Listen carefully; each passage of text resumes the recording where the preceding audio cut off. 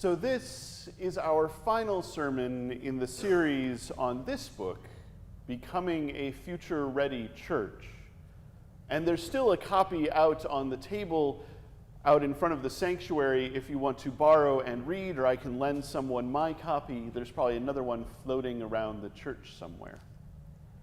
But I wanted to share with you a quote from a different book that I have been thinking about this week, and that I actually think about quite a lot. This is from The Score by Thi Nguyen. Thi is a philosopher. He is a philosophy professor, and his area of specialty is aesthetics. He works on this philosophy of beauty kind of thing, this branch that asks questions like, what is beautiful? What is beauty? What makes something beautiful? How do we know beauty when we find it? What do we do with it? How do we make things more beautiful?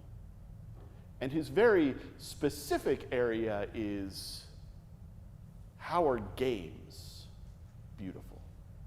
How are games art? What can we do with games? So this is a quote from close to the very beginning of the book. I'll annotate it on the fly just a little bit. I'm writing this book because of an email from a student. She'd seen one of my lectures where I talked about the mystery of why games and metrics hit so differently. I'd started talking about the two main threads at the center of the mystery. Striving play, the stuff that we do for fun, the stuff that we try to get better at because we want to get better at it, and value capture, the ways that those metrics we are handed tell us what is supposed to be important, so that we follow those paths, whether we want to or not. When I gave the lecture, I didn't have a good answer yet. I was just fumbling around, chasing a chaos of connections. But the student wrote me and said the talk had pulled her out of a 5-year depressive spiral. She turned out to be a lot like me, an Asian American kid, the child of immigrants, pushed by her parents to keep a perfect 4.0 GPA and get into the most highly ranked college. She was also an athlete, a competitive golfer, and she said she'd been struggling with anorexia, obsessed with her BMI. See, she had been handed a bunch of metrics, and they had captured her values. She was stuck striving after that perfect GPA, trying to get that handicap to be better, trying to get that BMI to be lower and lower and lower.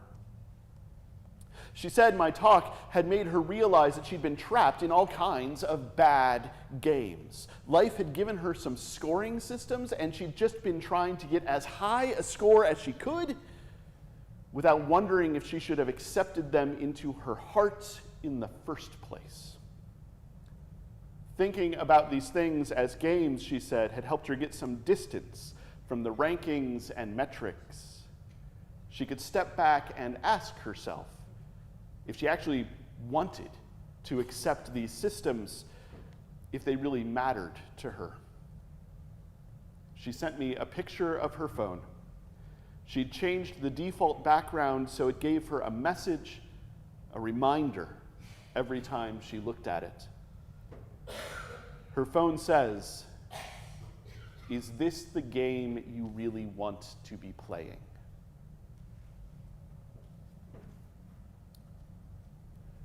Every year, near the beginning of the year, I open up the computer and I go to the data hub of the United Church of Christ to fill out the forms for the denomination. They like to collect this data. They love to collect this data. They put it in an annual statistical report. They share it with religion researchers. It helps the denomination know what is going on. It helps individual churches and clergy and lay people who look through the data understand what is happening in other parts of the United Church of Christ. So I sit down and I put in our membership. How many people are members of the congregation? How many people did we lose? How many people did we lose because they died? How many people did we lose because they walked away? How many people did we lose because we just noticed that they're gone and took them off the rolls? How many people did we gain? How many people came in and affirmed their baptism? How many people showed up with a letter of transfer, which is apparently still a thing?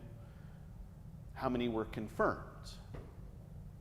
How did we grow? How did we decline? How did we get bigger? How did we get smaller? What is our average attendance like on a Sunday morning? How many people fill this sanctuary or show up in fellowship hall or hang out with us on Sunday morning? What are their rough ages? How many kids are there? Do we have a Sunday school? How many folks are there? How many people are volunteering for it? How many people show up at Bible study or Crafty Stitchers or whatever else? How many people? And how much money? What's the budget like? How much do you give to the denomination? Do you have an endowment? How big is the endowment? What happens with the endowment? It is question after question after question like this. They are numbers. And I know that for most of them, the number is supposed to be bigger. That is a sign of growth and success and being a good church. And I know that for most of them, the number is smaller. And that is supposed to be a sign of decline and failure and being a bad church. And good churches have good pastors, and bad churches have bad pastors. And so I end up leaving this little exercise that is an important exercise because the denomination needs to know these numbers, always feeling just a little less than great about myself. On a similar note, every day I open my email and someone has sent me an email saying, if you send me $30, well, $29.95, I will send you a digital book with all of the secrets on how to grow your church. One of those secrets is you should really join my online community. That's $150 a month, but we won't go that far yet. And I will show you, I will give you, I will make you understand everything that you need to do to get more people through the doors and to get them to stay and to get them to become disciples and to get them to give so that you can be a big church, a growing church, a good church. And I'm always struck by the problem with this, which is one, I've paid the $29.95 several times. I have learned the stuff, I know the stuff, I have implemented as much of the stuff as we can, and it turns out that a lot of the stuff doesn't actually guarantee anything. But here's the real problem I have, which is this is important to me. I think that the church is an important thing. I think that God is an important thing. I think that Christ is an important person. I think people would love to get in on this. I think there are people who want this. I think there are people who need this. And if I had the secret to getting everyone who needs this through the doors, I would give that away for free. Because when you have something awesome that you think everyone should have, like the cure for cancer, or insulin, or the grace of the God who is love, you give that away.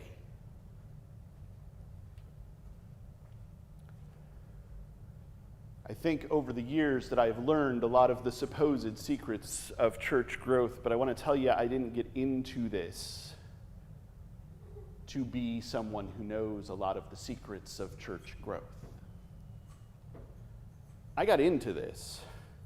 I got over all of my theological issues with ordination and separation and saying these people get to stand up in front and talk to people. I got over all of that because I was working raising money for an organization that housed people, and I wanted more of that. I wanted more places to look at the world and say, there's a problem and we can solve it at least just a little.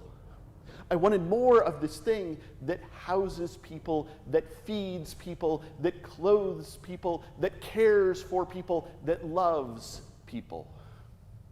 Because I kind of think that once you're doing that, once you're in on that, things get better. We nurture God's reign of love around us, and it grows, and more people come in just as a side effect. Because who wouldn't want to be part of that?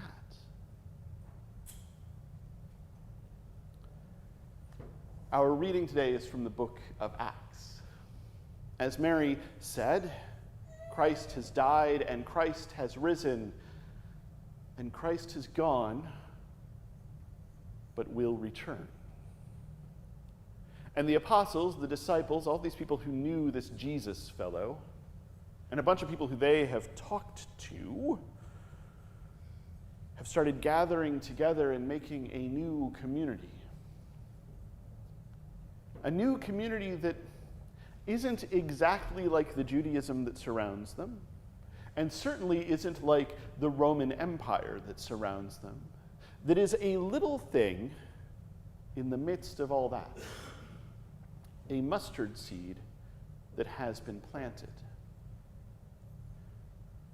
And the book of Acts has several of these moments, several of these stories where it says, here's the early church, here's what it was like, here's a thing that they did, and that very day 500 people showed up and were baptized and joined. They became part of that community. They started giving to that community everything that they had. They started showing up for committee meetings, very important in the early church, I'm sure. They started doing all of the things. And we often take those as signs of miracles, that something astonishing was happening in this early church. But research has been done. Rodney Stark, a historian, ran through some numbers.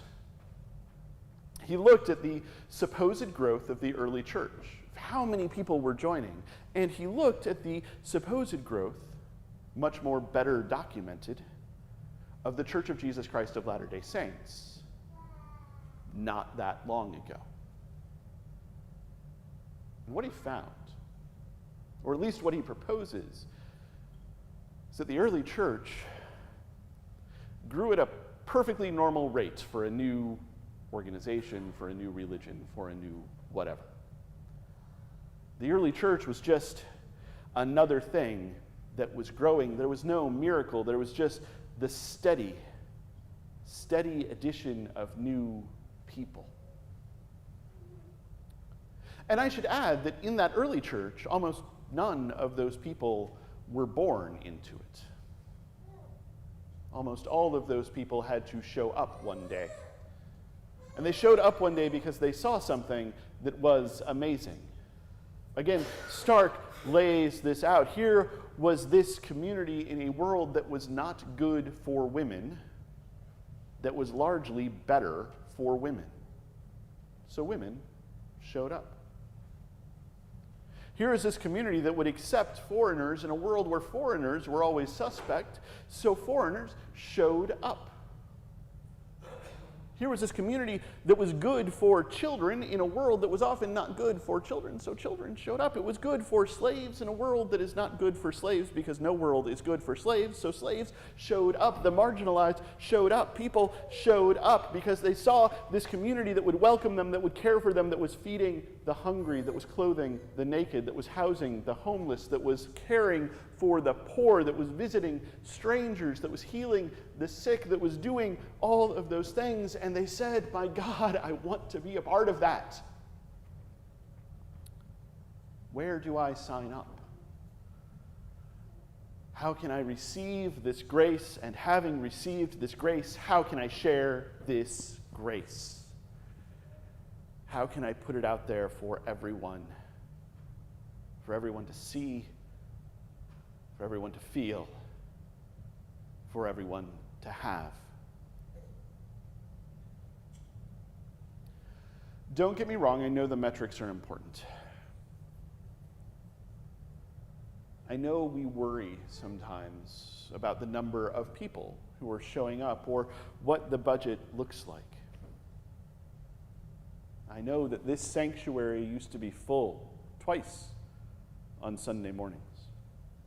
I know that when I started, it was full once on Sunday mornings. I know that since COVID, it's just kind of settled into a certain amount of smallness. I know that our budget used to be nice and big and healthy. I know that over the years we have made cuts. We have trimmed the fat. The fat adds flavor. I know that this year we are again looking at a $50,000 deficit. And that while we can sustain that this year, next year that's going to be a problem. I know that we have had hard conversations. And I know that we have said, we need to grow, we need more people. If we can just get more people and more money and all of that stuff, then we will be fine. But I am going to tell you this. The numbers are not as important as the life. There are big churches, huge churches, with thousands of people on a weekend on their multiple campuses, with clergy who are extremely well paid, with programs and programs and programs, with budgets that would make a small country blush, that have almost no life of the spirits within them, that are too busy closing their doors to other people who don't match their demographics, that are too busy working to hurt people through their political action, that are too busy doing all of the stuff that God, through the prophets, repeatedly tells us not to do, and that are too busy not doing the stuff that God, through the prophets, repeatedly tells us to do. Big does not mean alive. And small does not mean dying. It certainly does not mean dead. Because let me tell you, while I would love to be the pastor of a big church with all of the honor and prestige that comes with that, while I would love to see the sanctuary full on a Sunday morning, while I would love to have 2 services on a Sunday morning, I would kind of love having 2 services on a Sunday morning. That's a lot. Well, I would love having to get more tables for Fellowship Hall.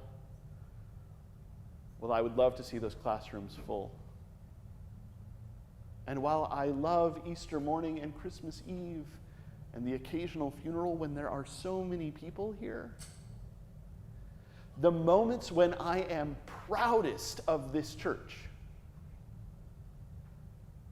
are when this chancel is full of stuff for the referral center. The moments when I am proudest of this church are the times when someone from an organization halfway around the world is standing at that lectern and telling us what your gifts have done. The moments when I am proudest of this church Or when I see some of the kids who I don't usually see on Sunday mornings overpacking bags for the summer lunchbox program at the United Methodist Church. Or when I see Steve Thayer standing in front of CPAC, emceeing a star performance. Or when I see some of the kids showing up to school board meetings to let the authorities know what they think about stuff. Or when I know that we have members who serve on boards and committees and councils all over this town, who I know are being a voice for the gospel that they learn here, are bringing the Spirit of God to new places, are planting and nurturing and caring for God's reign of love everywhere. Small does not mean dying. Small certainly does not mean dead. Small can mean alive. But in order to be alive, we have to be alive. And if we want to turn that life into growth, then we need to share that life with others. We need to be able to say to people, come, be alive. Show up on a Sunday morning. I will come and pick you up and bring you here. I will hang out with you through the entire thing. We can sit together in the sanctuary, and I will introduce you to people at fellowship time. Because I have this life, and I can't help but share it. I have to share it because it's too much for me to carry. It is too wonderful for me to keep to myself. You have to try it. Let me help you try it. And so to that end, I have an ask. This is not the takeaway. The takeaway will be different, but this is important. This is important. If you are getting something out of this church, of this congregation, of this community, out of this Sunday morning, invite a friend. If they are unsure, say, I will go with you. If they don't want to come, that's fine. We're not for everyone. But just maybe they will say yes. And if you want an especially powerful time to do that for, may I recommend the fall kickoff on September 20th. You can make some plans, you can get some people together, and maybe, just maybe, we can spread some life. We can spread some grace. We can spread some love. We can get away from worrying about numbers and start thinking about vitality. We can stop thinking about those metrics and start playing the game that God has invited us to. The game at this table, where we eat together and drink together and love together. This game of blessing, which is a little, just a little like hot potato. Because once you have blessing, you can't possibly just hold on to it. You have to get it to the next person. And they do the same and the same and the same until everyone gets a little blessing on them. And until the world is full, absolutely full, absolutely full of God's abundant love.